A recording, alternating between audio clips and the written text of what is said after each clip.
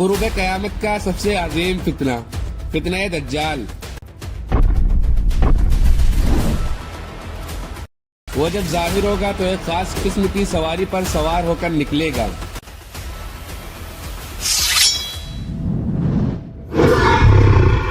اس کی سواری میں کس طرح کی قوت ہوگی اور کیا دجال کی اس سواری کا تعلق آج کے جدید دور سے ہے؟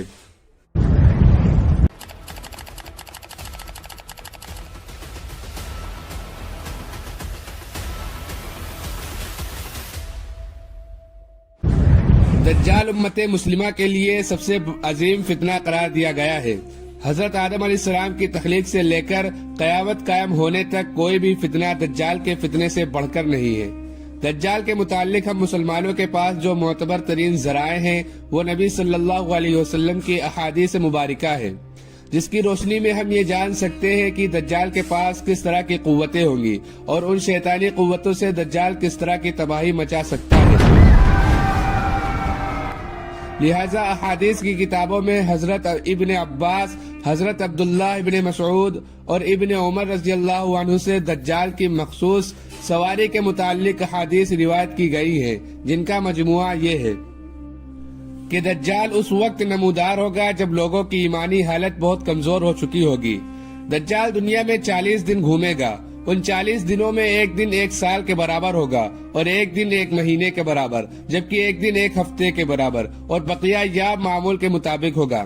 دجال ایک چمکدار گھوڑے پر سوار ہو کر نکلے گا جس کے 2 کانوں کے درمیان کا فاصلہ 40 ہاتھ ہوگا۔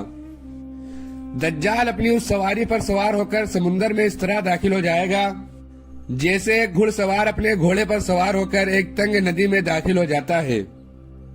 اس کے لیے زمین سمیٹ دی جائے گی، یعنی وہ بہت تیز رفتاری سے سفر کرے گا۔ وہ سورج کے غروب ہونے کے مقام پر اسے پہلے پہنچ جائے گا۔ سمندر کا پانی اس کے ٹخنوں تک پہنچے گا۔ دجال کے پاس 70,000 کی فوج ہوگی جن کے اوپر سبز چادریں ہوں گی، یہاں تک کہ وہ ابو المراب کے ٹیلے پر آ کر ٹھہر جائیں گے۔ وہ ایسی بلند آواز دے کر سب کو بلائے گا کہ اس کو زمین و آسمان کے درمیان ساری مخلوق سنے گی۔ پھر دجال ان لوگوں سے کہے گا کہ تم سب میری عبادت کرو، میں تمہارا رب ہوں۔ اس موقع پر رسول اللہ صلی اللہ علیہ وسلم نے فرمایا، تمہیں یہ پتا ہو کہ تمہارا رب ایک آنکھ والا نہیں ہو سکتا ہے، بھلا وہ جو دوسروں کو آنکھیں دیتا ہے وہ خود کیسے بینائی سے محروم رہ سکتا ہے۔ اس بدبخت دجال کے ماتھے پر کافر لکھا ہوگا جسے صرف مومن ہی پڑھ سکے گا اور اسے پہچان لے گا۔ دجال اپنے گدھے پر سوار ہو کر ساری زمین پر گھومے گا۔ اس زمین کا کوئی میدانی، صحرائی اور پہاڑی علاقہ ایسا باقی نہیں بچے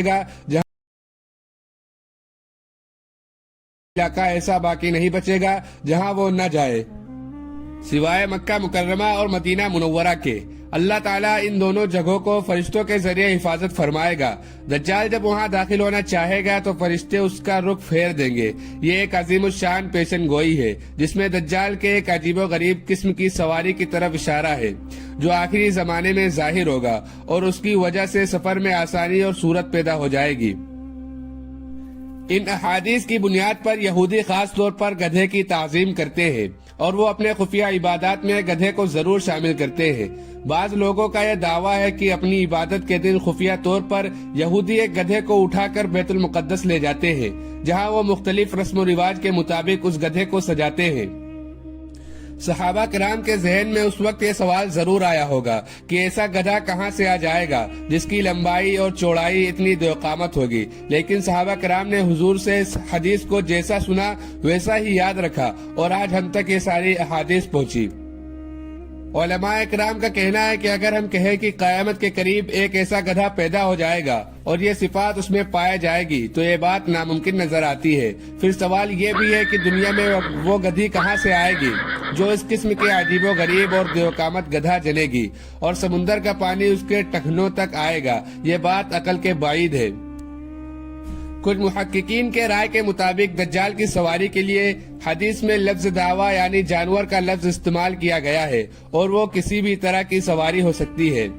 لہذا محققین کے رائے کے مطابق ممکن ہے کہ دجال کی وہ سواری اڑن تشتری یا جدید ہوائی جہاز کی کوئی ایڈوانس شکل ہو۔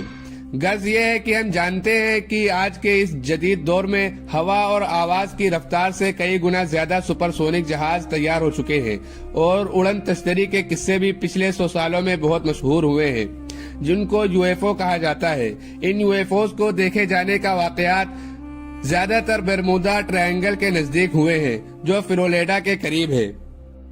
ممکن ہے کہ دجال کی سواری ایک یو ایف او یعنی ایک خاص قسم کی اڑن تشتری ہو۔